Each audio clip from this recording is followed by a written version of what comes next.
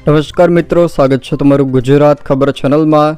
રાજ્યના છૂટાછવાયા વિસ્તારોમાં હાલ સારો વરસાદ વરસી રહ્યો છે, ત્યારે આજે પણ રાજ્યના કેટલાક વિસ્તારોમાં ગાજવીજ અને વીજળીના કડાકા ભડાકા સાથે ભારે વરસાદની આગાહી કરવામાં આવી છે।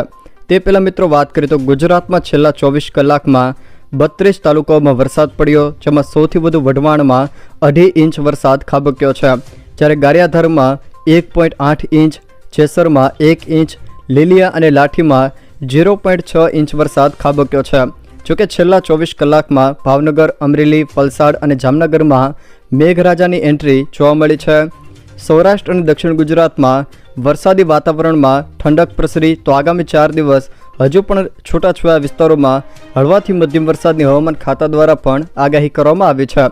હાલના કેટલાક હવામાન મોડેલો પ્રમાણે મિત્રો વાત કરીએ તો આજે ખાસ કરીને કચ્છ, દેવભૂમિ દ્વારકા, જામનગર, મોરબી, પોરબંદર, જૂનાગઢ, ગીર સોમનાથ, ભાવનગર, ભરૂચ, સુરત, નર્મદા, તાપી, ડાંગ, વલસાડ, મહીસાગર, દાહોદ, પંચમહાલ, છોટાઉદેપુર અને નર્મદા આ જિલ્લાના છૂટાછવાયા વિસ્તારોમાં હાલ હળવોથી મધ્યમ વરસાદ વરસી શકે છે, જ્યારે ગુજરાત હવામાન ખાતા દ્વારા પણ રાજ્યના કેટલાક વિસ્તારોમાં આજે ગાજવીજ સાથે વરસાદની આગાહી કરી છે, જેમાં ગીર સોમનાથ, પંચમહાલ, દાહોદ, વડોદરા, છોટાઉદેપુર, નર્મદા, તાપી, ડાંગ, નવસારી અને વલસાડ આ જિલ્લાના છૂટાછવાયા સ્થળોએ હળવાથી મધ્યમ વરસાદની ગાજવીજ સાથે વરસવાની આગાહી કરવામાં આવી છે।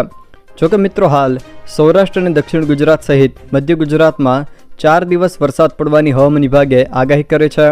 જોકે 17 થી 22 જૂન સુધી રાજ્યમાં સારા વરસાદની આગાહી કરવામાં આવી છે। ગુજરાતમાં 9 જિલ્લામાં વરસાદની આગાહી આપવામાં આવી છે। જોકે આજે ખાસ કરીને કચ્છ, જામનગર, દ્વારકા, પોરબંદર, રાજકોટ, જૂનાગઢ, ગીર સોમનાથ, નવસારી, વલસાડ, દમણ અને દાદરાનગર હવેલીમાં વધુ વરસાદની શક્યતાઓ રહેલી છે। જો મિત્રો આ વિડીયો તમને પસંદ આવ્યો હોય તો વિડીયોને લાઇક કરો, તમારા મિત્રો સાથે શેર કરો, અને જો તમે અમારી ચેનલમાં નવા હો તો ચેનલને સબસ્ક્રાઈબ જરૂર કરજો, જેથી મારા આવનારા તમામ વિડીયોની માહિતી તમારા સુધી પહોંચી શકે।